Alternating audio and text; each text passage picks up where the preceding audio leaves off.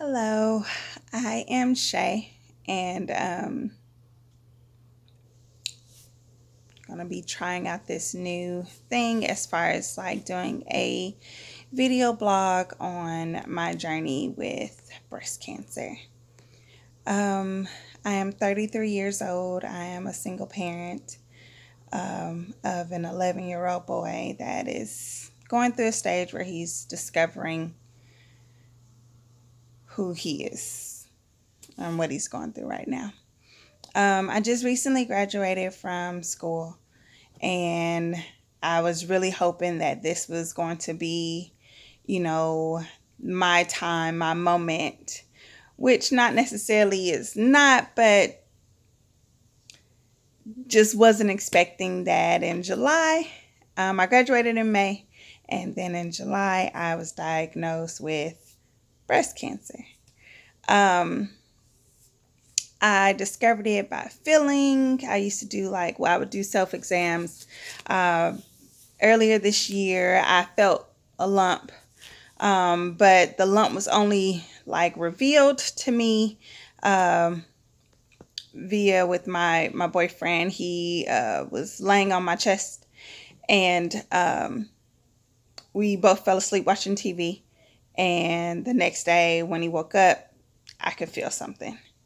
Before then, I couldn't feel anything. Everything was fine. Everything was normal. You couldn't. I used to, when I do my self exam, I'll be like all in there, but couldn't, had no problems until that incident. And I was like, dang, what is this? And I was, kind of mad at him at first and was like, dang, you messed up my boobs, because I really liked my boobs. I was really proud and enjoyed my boobs and everything. And so, when I felt that, I was kind of mad, but I was like, I guess, smooth over or whatever. Um, and I was in school at this moment.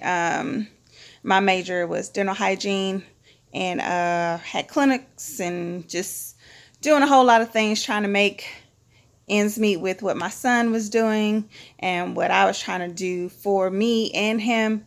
Long goal, and just trying to make it all work. So I did go to the doctor, and my doctor referred me to the OBGYN because I had other things that I needed to be referred over for. Um, After that, I did go see the OBGYN, and then they did the little exam. She said, okay, I do feel something, but, I think it's just dense tissue, but I'm going to refer you to, to get a mammogram just to double check and rule things out. And I said, okay. I was really, really nervous, really, really nervous. And I was like, dang, I hope this is not what, I feared to be. My family, I do have a family history of breast cancer. My grandmother and my great grandmother had the cancer, and I was just like, oh my gosh. So um, I kind of dropped the ball on it, and the doctors did too. They didn't really call me back right away. And so after I had graduated, I, was like, dang, okay, this is still here. It got a little better, but what is this right here? And so called the doctors and finally got the ball back rolling again, because what I mean by the ball got dropped is that the other office that they referred me to never called me back. And because I was in school and trying to get stuff done with graduating and stuff, I really didn't, I kind of pushed it on the back burner. So now all of this is post graduation, and I get the ball back moving because I'm like, okay, I really need to figure out what this is. Um, go to the doctor and get the mammogram and got the ultrasound, and the doctor sat down and was like, so there is something there that is abnormal, and we need to do a biopsy so we can test to see what's going on and what it is. And so the bedside manner was kind of weird. Because I guess, I mean, you just don't know how to really explain to somebody that, something's in you that shouldn't be, or we notice something that particularly has like characteristics of cancer. And it was just really uncomfortable. It was just, I was by myself, um, and feeling so alone. I thanked the doctors and got in my car and went on. Went to go see the breast specialist and got my referral to get the ultrasound guided biopsy. Now, my first breast specialist that I went to, I didn't click with her at all. Um, Again, I went to this appointment again by myself just to meet the breast specialist, and she totally was over the top and kind of unorganized for me. So I really wasn't feeling her. Um, and what I mean by unorganized, like she had more than one chart in her hand in my room and just seemed really all over the place. She palpated the area of where the tumor was and was like freaking out like I should have been freaking out. And she freaked me out. Um, it just wasn't a good fit. But I did do the ultrasound guided biopsy and got the test results back. And on July the 12th, um, the day before my national board exam, I was laying on the bed getting my biopsy done, when I should have been studying or trying to relax so I can ace my test with no problem. But I needed to do that for me, and took my test the next day, about 8 hours, and I ended up passing. Not really sure if I did or not until a few weeks later. But I believe it was on the 16th when I went for that appointment for them to tell me, what the biopsy really revealed. And again, went to that same doctor, and her bedside manner was I wasn't feeling it. This one I went with my boyfriend, and we both wasn't feeling her. I'm not saying that she didn't have any good intentions of trying to be sentimental. I guess maybe perhaps when you're in the field so long, you may forget um, how to do certain things. But again, she walked in a room with a whole bunch of charts. I understand that I wasn't her only patient, but at that time, I shouldn't feel like you have other patients. And her nurse technician checked me in, did my vitals or whatever, and she walked in. She was like, did my assistant tell you that you had cancer?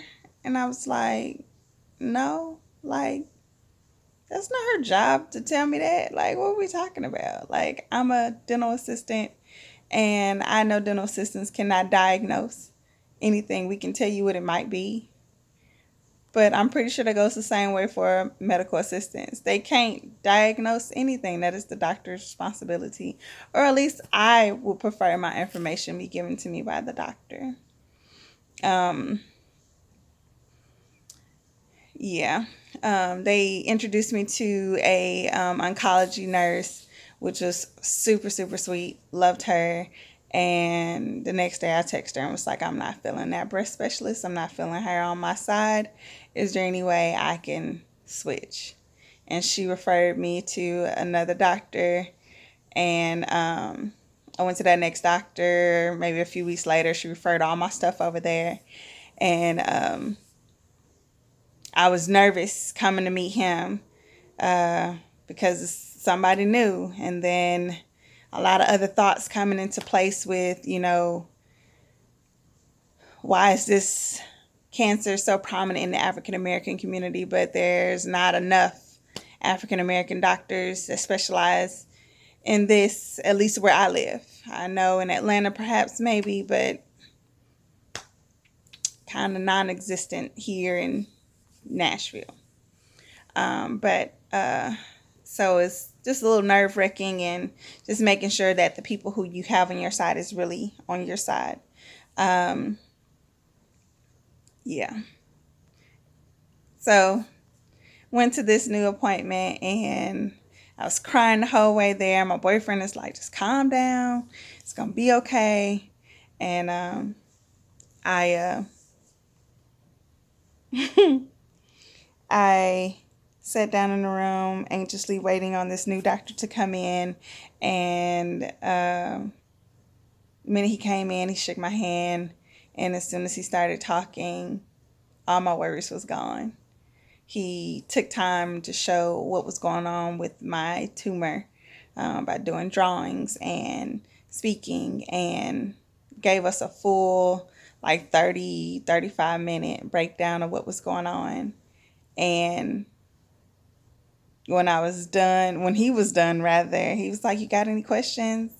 I looked at my boyfriend and I was like, "No, I get it. I understand. You took time, you broke this down. Thank you so much." And I was like, "Yeah, this is my doctor." I thanked my oncologist nurse so much because, yeah, she gave me a good doctor. And yeah, I appreciate it so much. But I got my surgery done on September the 11th. I wasn't happy about that day, but it's cool. And I also got the breast reconstruction as well. Both doctors, plastic surgeon and breast specialist, have been awesome. So far, everything is looking good, healing well, and on track. Today, I started chemo. I did have to start chemo, even though when they removed my tumor, I was stage 1B, which means that I had 4 lymph nodes removed, and one of my lymph nodes had only about 3 millimeters of cancer in them. So I was referred to the oncologist to get chemo.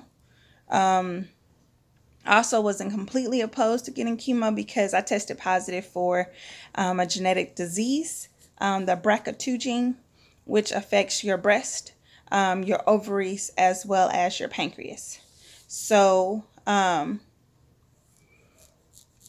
I'm sorry, I didn't say this, but my tumor was also hormone responsive or hormone positive. So I couldn't do birth control, and I have to always consciously think of the different things that I'm eating and putting inside my body. I spend a little bit more money on eggs for cage and range free, and try to make sure I read the labels to make sure that the meat that I get is antibiotic free. Every now and again, I do a full vegan, just trying to be smarter and healthier, and trying to reduce the amount of soy that I put in my body as well, because that can turn into estrogen, which can be harmful to my body. But with the cancer reaching my lymph nodes, and also being prone to getting cancer in other areas, I was not opposed to getting chemo, due to me knowing that it can benefit other areas in my body that could already be going through some things. I find it really crazy that there is no way to have to get a baseline of where my ovaries are, or how to check my pancreas, until there's already a problem. I think there should be something different. Something needs to change with that, because I think practicing prevention is always good. So I do know eventually I'm going to need a hysterectomy. It's a whole nother story. But I started chemo today. I did 2 different rounds of chemo. I cannot think of the names right now. And then they gave me 2 steroids. I did not need a port, which I was very happy to do. I have to do a total of 4 rounds. And I do 1 round every, excuse me. I do 1 round every 3 weeks. So today was the first one, 3 more to go. I should be done just before Christmas, which is awesome. I do have locks. I am concerned about my hair falling out. So I am one of those people who at least likes to try to prevent certain things. I don't want my hair to come out. I love my sister locks dearly. They are really in need of being retightened, but I did not want my loctician to waste her time and me waste any money if they do start to fall out.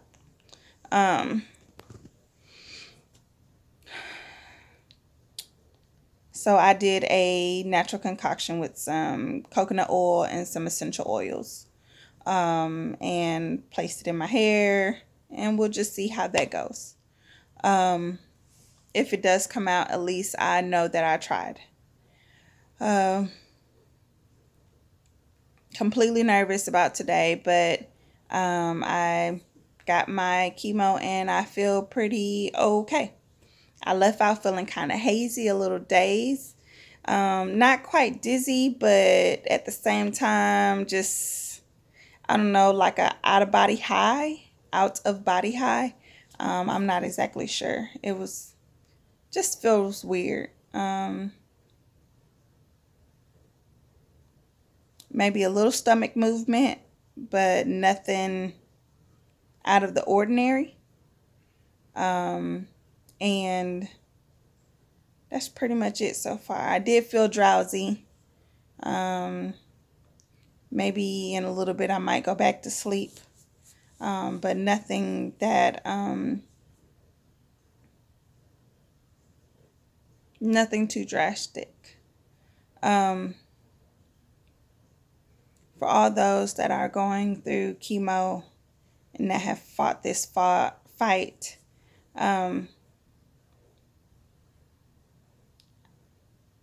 I am so proud of us for fighting this fight. I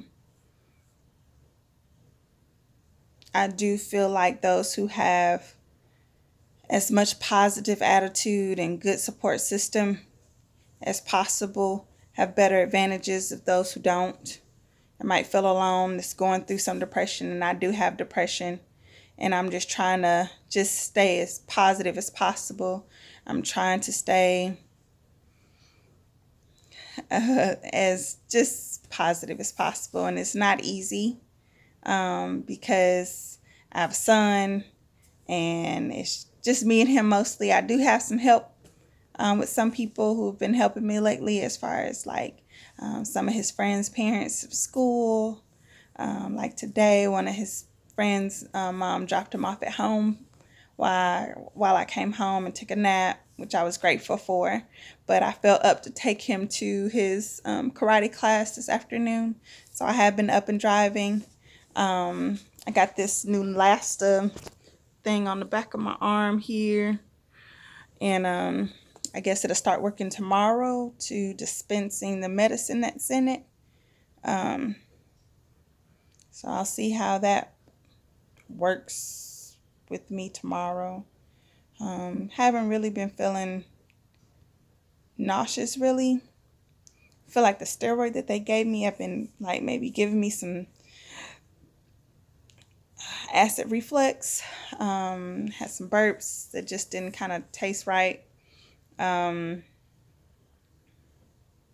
we'll see. I did start taking the Claritin. One of the girls told me to take some Claritin with this Neulasta. It's supposed to boost up my white blood count.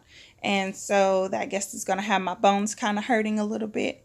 So I've been trying to, I work with my hands for a living. So having my fingers and my bones hurt just really didn't sound comfortable at all. I don't even think if you did not use use your hands like that for a living, you would still be okay with that.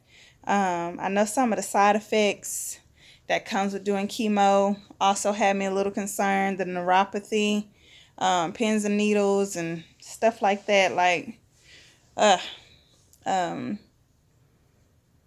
the only thing that didn't sound so bad was the fact that I could lose some weight. That's about it. Other than that, I pray I don't experience too much.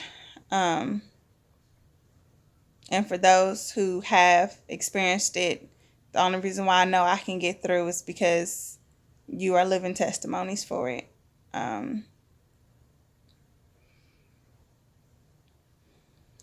Like you never really know cancer until you have it. Like you never know any experience unless you actually experienced it yourself.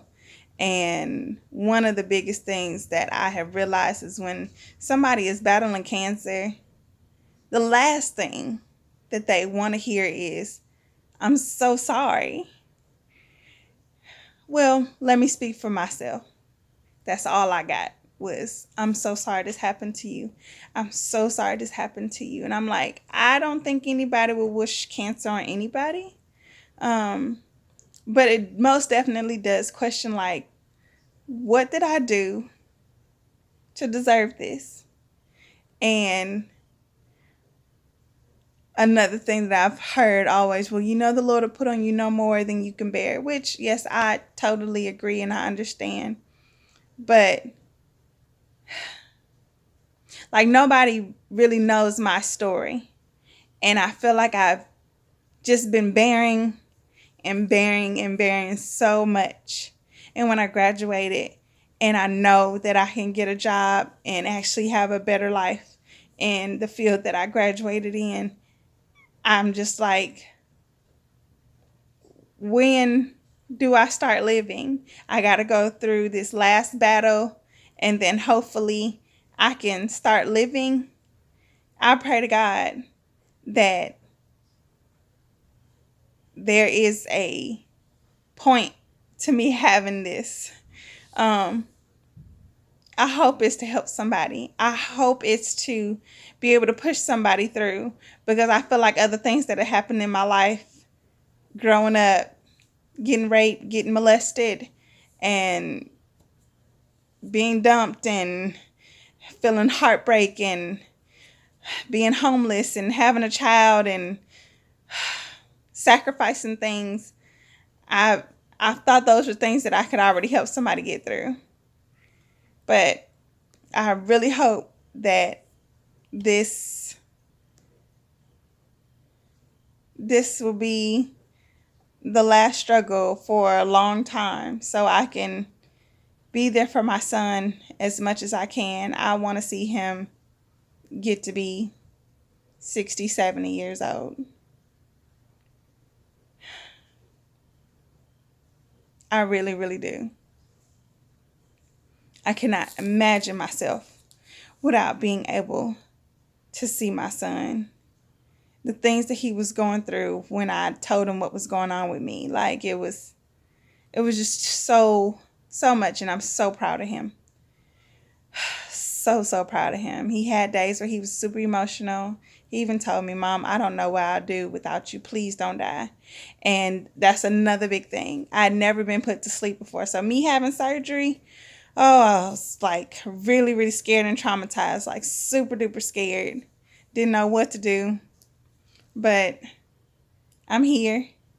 I made it through. And I'm happy. I'm just ready for all of this to be done. I know me starting chemo is most definitely starting my uphill battle, especially since I've gotten my surgery done already. I don't have to do radiation. I do have to do a pill, though afterwards it's supposed to, I guess, suppress my hormones, which I'm not happy about that either, only mostly because of like, I guess for sexual pleasure reasons, because I heard it just kind of like just dries your body out. But that could be just another video maybe. I feel okay. And I'm happy I feel okay. And that's the honest truth. But if you know somebody that's going through this, when you know that they're having a bad day, cheer them on instead of saying I'm sorry or um, other sad things. They're already sad. They already have their own mental thoughts in their head. The most or the best thing that you can do, at least for me, that helps is you got this. You can do it. Positive thinking as best as possible. My boyfriend has most definitely been very helpful with helping me keep my mindset with that. Now, he isn't the only person in my corner. I have so many people in my corner. Like any achievement that I obtain, I always let everybody know I didn't get here by myself. I am a single mother. There's no way that I got to this point of being a single mother by myself. I have so many people helping me, and it's the small things that count, and that's all that matters. Small little text messages. One of my best friends, her mom sends me a card, and I love all of the messages in the card. It's so great. I'm gonna start pinning them up on the wall. Like, it's really, really good. Um, and they work for me. Um, and I think it should, once you find a thing that works for you, it's always good. Um, this is my first video. Um, hoping to do more. And please watch my journey with me as I invite you into my world. I'm a really kind of sort of private person, but not really. I think haven't really been talking to a lot of people on emotionally of what I've been going through, but I would like to do this here. Might be weird, but yeah, I think I like to do this here and help anybody who might be starting this journey or remembers this journey that can help me out. Positive comments, please. Again, my first video, but breast cancer is it's not an easy pill to swallow, because you never know. One day you just walking around enjoying whatever you can enjoy, and then the next thing you hear is that you have cancer. And you like, wait, I had plans. I had stuff to do. Matter of fact, when I graduated, I got invited to go to Disney World, and I made plans to go to Disney World. My surgery was September the 11th, and I worked hard to make sure that I still was able to take me and my son down to Florida for our first time going to Universal Studios on October the 4th. I did it and was able to get on rides and enjoy whatever I wanted to enjoy. Still able to eat everything and enjoy everything that I ate. It's most definitely where your mind is. It's most definitely positivity. The mind is so strong. It's stronger than we want to admit. Most definitely. But please tune in to my next video. Please leave positive comments. And yeah, thank you.